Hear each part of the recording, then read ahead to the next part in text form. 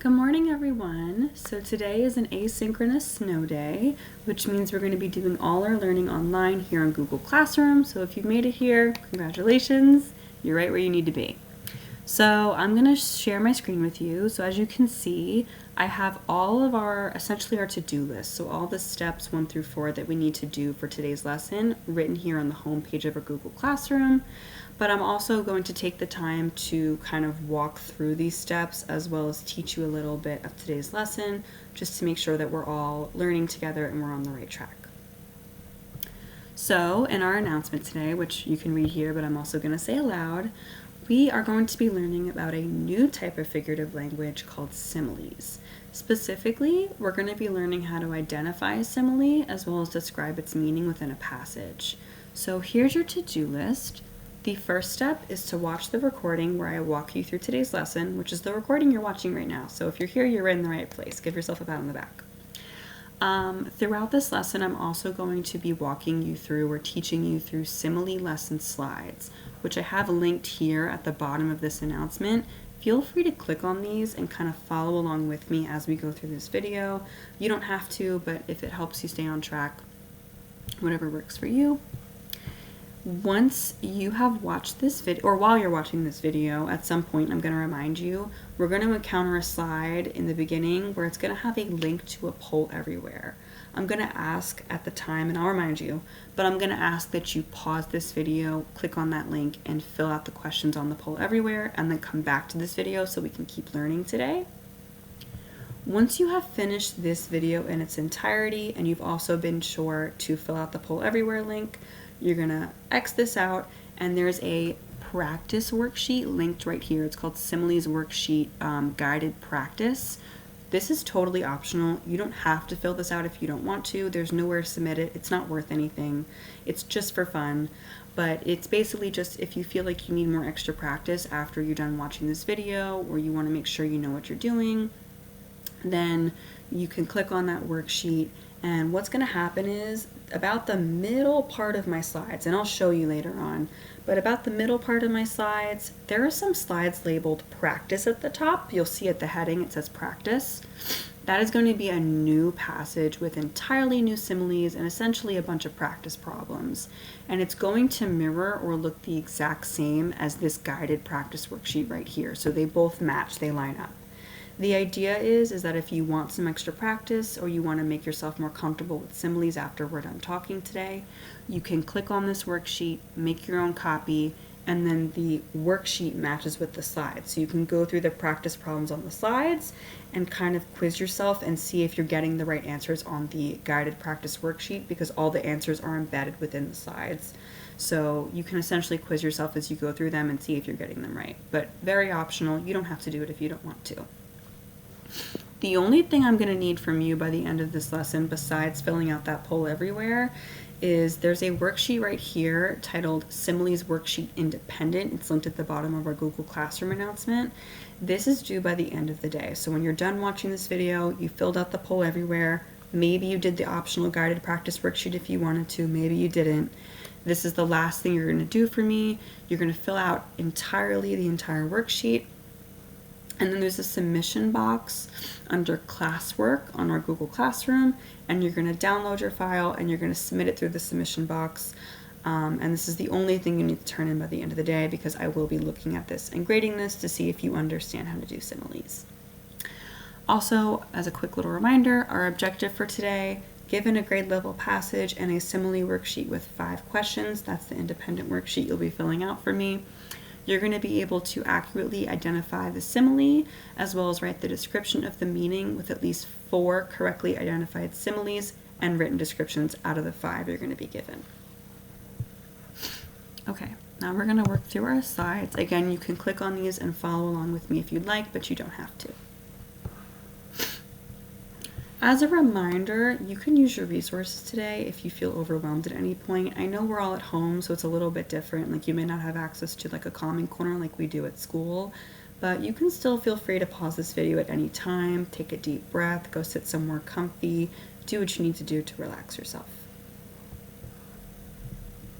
Okay, I have two questions here. I know it says raise your hand to share, but since we're learning at home today and I can't see your hands being raised, I'm going to ask that after I read out these two questions, you're going to click on this link to this poll everywhere where it has those questions posted, and you're going to write your answer to those two questions. So I'm going to read out the questions, you're going to pause the video, you're going to click on the poll everywhere, answer the questions, and then come back here, unpause the video, and we're going to keep learning together.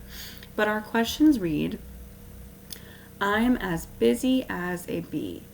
What kind of person might I be describing if I say that I am as busy as a bee? My second question is, the snow is like a white blanket. How would I be describing the snow if I say the snow is like a white blanket? So again, click on that poll everywhere, pause this video, answer the questions, and then come back to this video when you're done. Okay, I'm hoping that you're back from the poll everywhere and you're now ready to learn. So a quick little overview of what we're going to be learning today, which I mentioned earlier. We will be learning about the different parts of a simile, and we're also going to be learning how to describe the meaning of a simile. And this is important for us to learn because it allows us to be more descriptive writers, because we're always looking to better our writing. As a quick little figurative language review, I know we've been learning about different types of figurative language this past week, but I just want to remind ourselves what figurative language actually is. Figurative language is when writers use words in a creative way to make their writing more interesting. And remember, when we're looking at figurative language, we're looking at the figurative meaning, not the literal meaning. So as a reminder, the literal meaning is the real meaning of the words or what the author actually writes on the page. We don't want to look at that. We want to look at the figurative meaning, which is what the writer wants you to picture by using creative or imaginative meanings of words. So keep that in the back of our head for today. Okay, what is a simile? A simile compares two different things using the words like or as to create a picture in your mind. So as you can see here, I have a little example of a simile, which reads, the water was as cold as an ice cube. There are two things that we want to look for to make sure that this is a simile. The first thing we want to look for is up here at the top. It says a comparison between two things. Now in this case, I have them underlined for us, but we're comparing the water to an ice cube, two things being compared. The second part of this sentence that makes it a simile is using the words like or as to make that comparison. And in this case, we're saying the water was as cold as an ice cube. So I'm using the word as to make that comparison. Once we check off these two things, we know that a sentence is a simile. The second thing we're learning is how to find the meaning of a simile. So again, you can see here, I have the same simile on the board. The water was as cold as an ice cube. And there's essentially two steps to finding the meaning of a simile.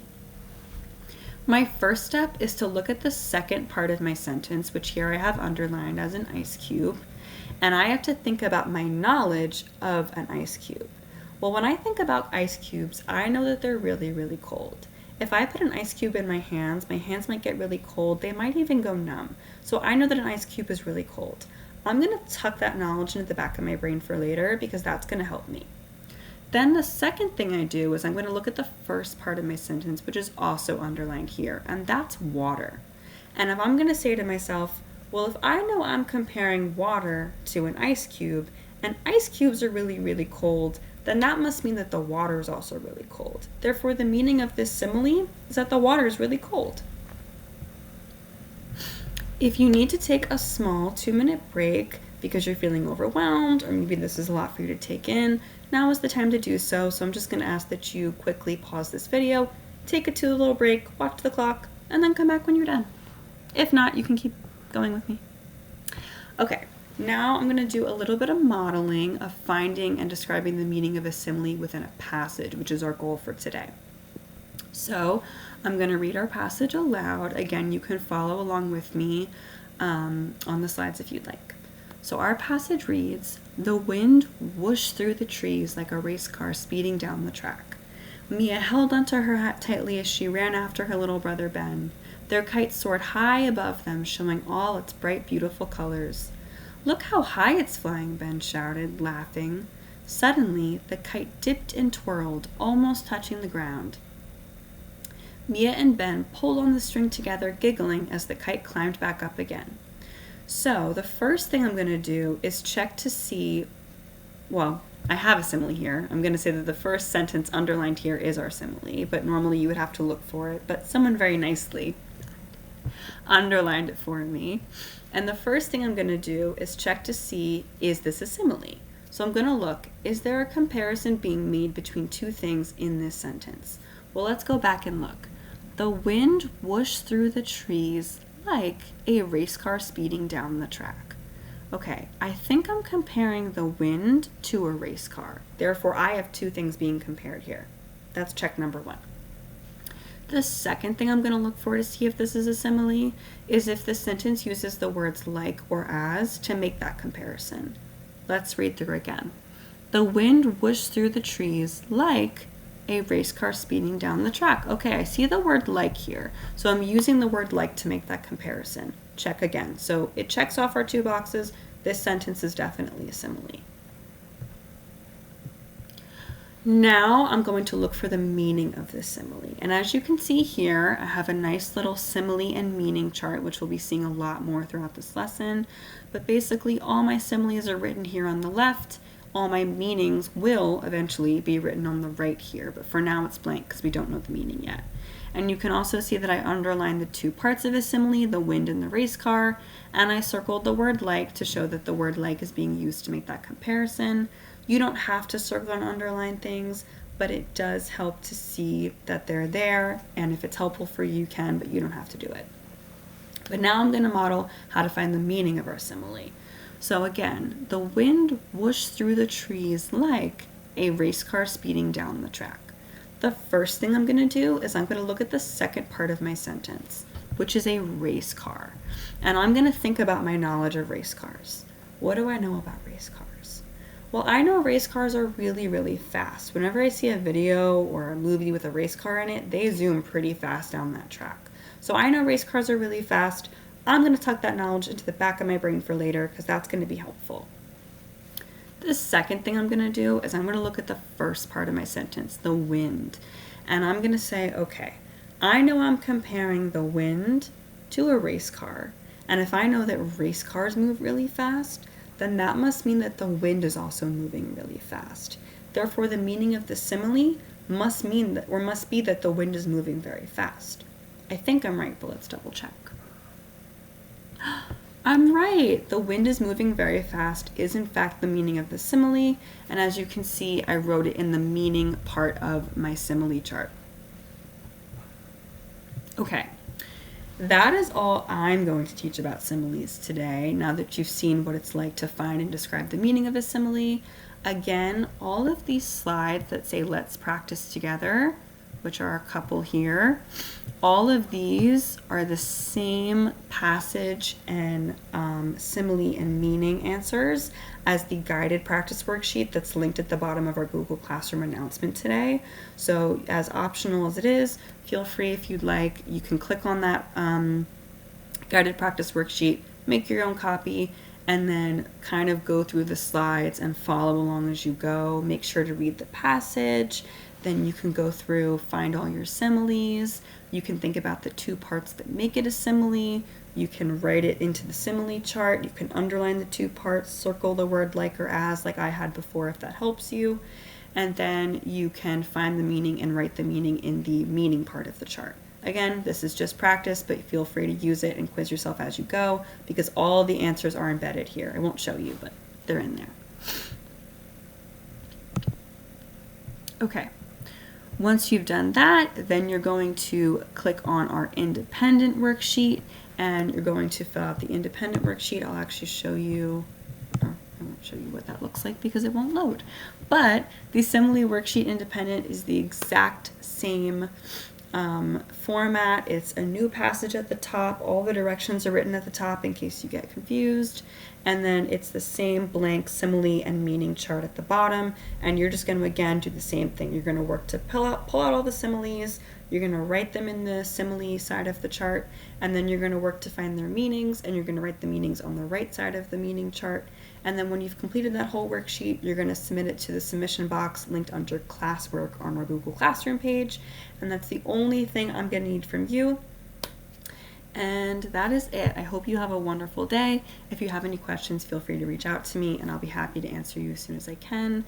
But I really hope you enjoyed this. I think this is a fun lesson. I really love talking about and learning similes, and I think you will too. But feel free to reach out if you have any questions, and have a great day.